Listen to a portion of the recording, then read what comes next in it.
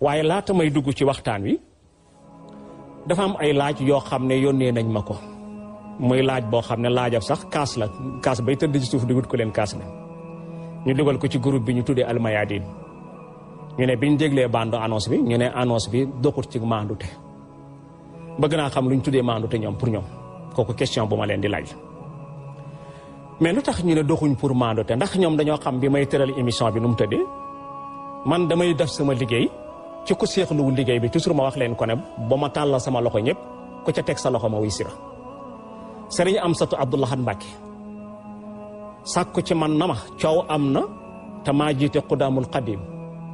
dama bëggoon nga dalal ñi benn émission ñu leeral ba ma dalee liggéey fii ci rajo Dunia 94 ba léegi noonu laa koy doxale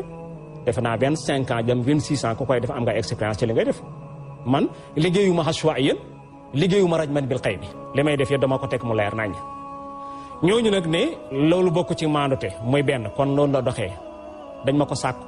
te ñoom buñ ma ko sàkk woon ci jamono bi nga xam ne ma def ko mais ñoom ñoo demoon ba gis ne plateau bi du seen plateau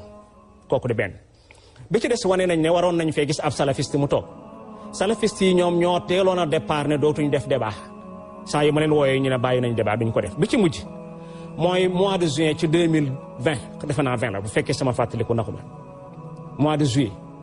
Moustapha Sylla tëggal naa ko fii débat moom ak Mor Kébé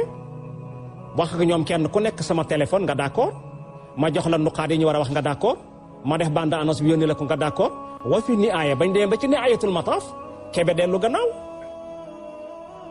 ne du def débat ba débat boobu passé ñoom ñëpp kenn ku ne di ko commentaire lañ wax ci Moustapha sama yoon nekku ci man li sama yoon nekk rek mooy Moustapha dikk na seere débat bi ñëpp pour apprécier ko en tant que ahlu sunna léegi nag tontu bi ma leen di tontu mooy sampal naa leen débat àjjuma bii di ñëw bu fekkee am ngeen ñu ko ñeme kitaabu taqdis buntu bu ubbeeku la fi ne mooy lay wi bu fekkee am ngeen ñu ko mën a défendre àjjuma bii di ñëw ñii may waxat ni sax laajuma leen ci seen xalaat muy Moustapha Sylla muy Modou Kama Thiaw muy Khalifa Mbuub muy Cheikh Baye Niass muy Souhaïbou Mbacké miy toog ku ngeen ci bëgg rek àjjuma bii di ñëw ma tëggal leen débat ci kitaabu taqdis